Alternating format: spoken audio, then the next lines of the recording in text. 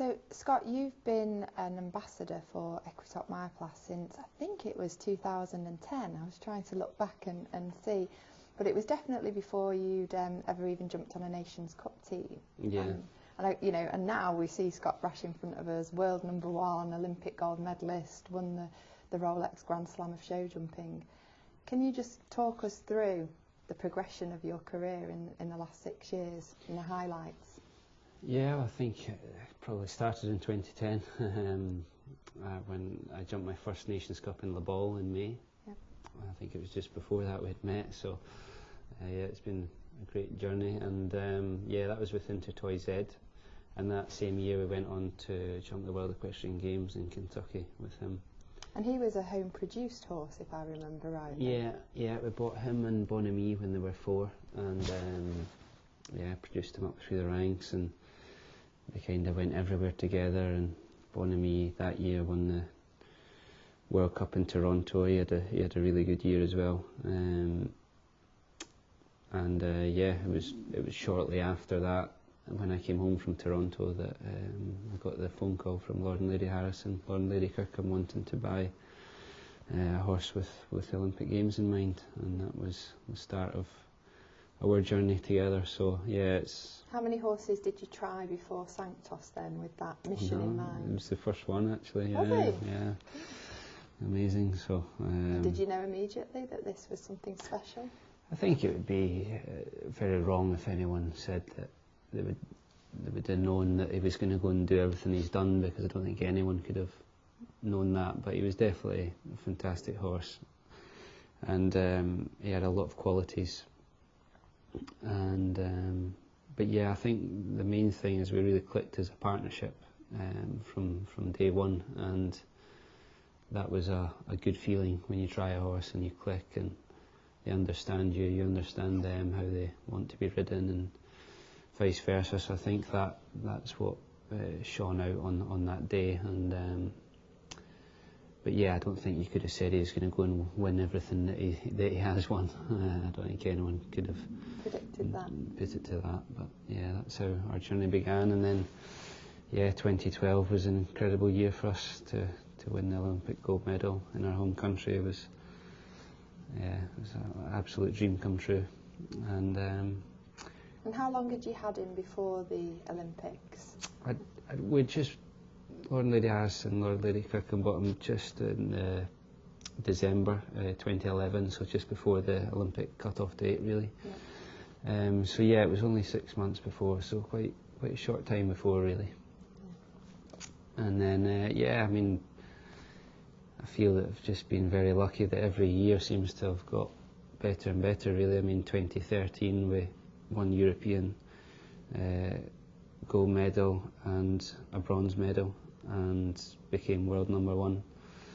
And then we won the Global Champions Tour League, and then we won it again the next year in 2014, and we're #1 all year that year. And then yeah, 2015 we won the Rolex Grand Slam of show jumping, and that was just yeah, an unbelievable story in my life. So I'm sure there's going to be a downer at some point. Let's hope not. Let's not hope not. Yeah. So now, thoughts 2016. Are you focused on Rio, and how do you feel in the run-up now to this Olympic Games, maybe in comparison to 2012? Yeah, Rio's for sure on everyone's radar, I'm sure. And yeah, we're targeting to try to go there and try and be part of hopefully another gold medal winning team, and an individual, and hopefully go on to try and do an individual gold as well. So yeah, we always try and aim high. And but yeah, that's in our aims this year. And yeah, I feel very fortunate. I think this year I've probably got as good a string of horses that I've ever had. So yeah, I think it's going to be a very busy year for us. Sure. And what shows will you be doing, and what preparation have you got planned for Sanctos, for Hello Sanctos, running up to Rio? Yeah, well, Sanctos, we decided to give him a break. He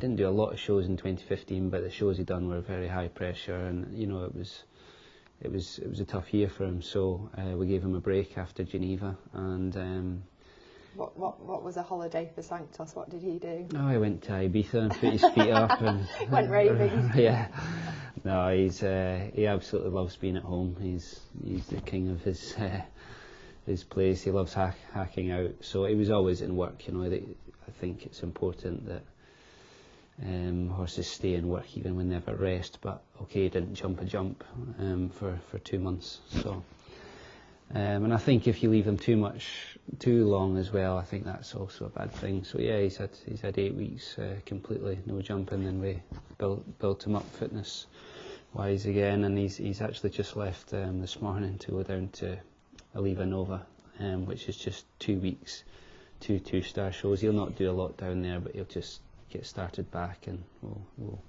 start him back, and then we have a plan for him. He'll go to Sertogenbosch, and yeah, he'll do a couple of global tours, and we'll make our aims, our program in the run up to Olympics. Yeah, I mean, this is why we're sitting with a picture of Sanctos here, because we know he's left this morning to go down to Spain. Tell us a bit about him as a character. What is he like? You said he's the king of his home when he's here. What's he like to travel?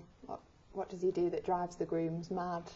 Tell us a bit about him. Yeah, he doesn't do anything to drive them mad. They all love him, and but he's very independent horse. He likes attention, but at the same time, there's times he likes just to be on his own, and likes to go out in his paddock. He loves his paddock. He loves hacking out. He's very laid back at home. He goes at his own pace. And he's a great traveller.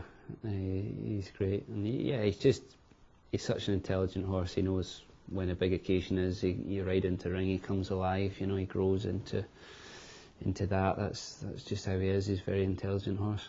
Yeah.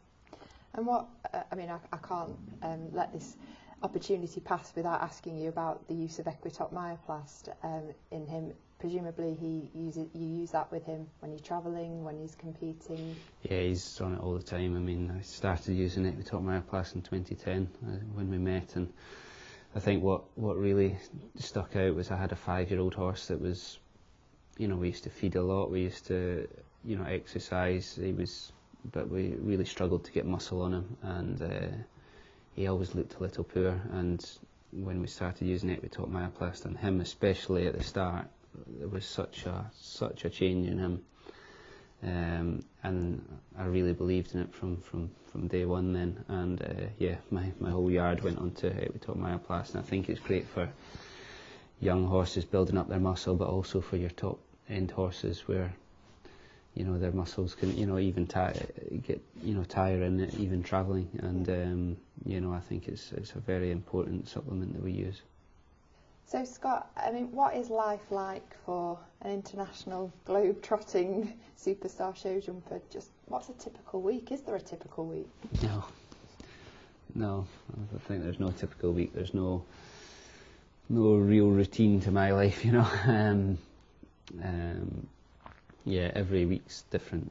Every day is different. There's always something different happening. Or if we're not at a show competing, which is just about every week, if we're not at a show, we're preparing, logistics to get a horse to Shanghai or Miami or wherever they're going. There's a lot of work involved in that, a lot of paperwork, a lot of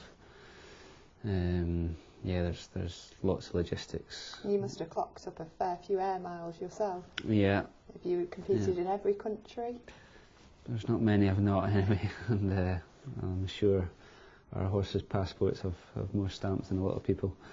But yeah, we're always in a different country or different place each week. So yeah, it's tiring, you do a lot of travelling, and but you get it's to hard see work. Some great but we get to see some fantastic cities, and we love what we do. All of us. It can be tiring, but we love it, and we would never change it for the world. I assume you don't get many days off, Scott, but on the rare occasion that you do, what do you do outside the show jumping world? There's not many days off, to be honest, but there's the odd time where even on if I'm at home on a Monday evening, you know, I'll go and maybe play a little bit of golf with a couple of the lads, and I think it's also important to try and, you know, get away from it. Just make sure that you refresh your brain a little bit, and I think golf's quite good for that for me anyway. Mind you, I end up walking in the bushes more than anywhere else looking for my ball. When was the last time you played? Yeah, it'd be probably 4 or 5 months ago. We went down to Soto Grande, and we played 2 fantastic courses there, but with a couple of my friends. So, but that was a rarity. But we're always doing something different, you know. What was the last film that you watched? Last film? God, I don't know. Book you read? Book I did actually start reading a bit of Alex Ferguson's book. Leadership? So, yeah, it's good. Yeah, so obviously when you're on the planes travelling long distance, you get a bit of time to read and things. So I think that was very interesting. Yeah, it was good. And last movie I watched, I can't think. I think Gone in 60 Seconds actually. Was on not long ago. I watched that. There's a speed theme there. Yeah.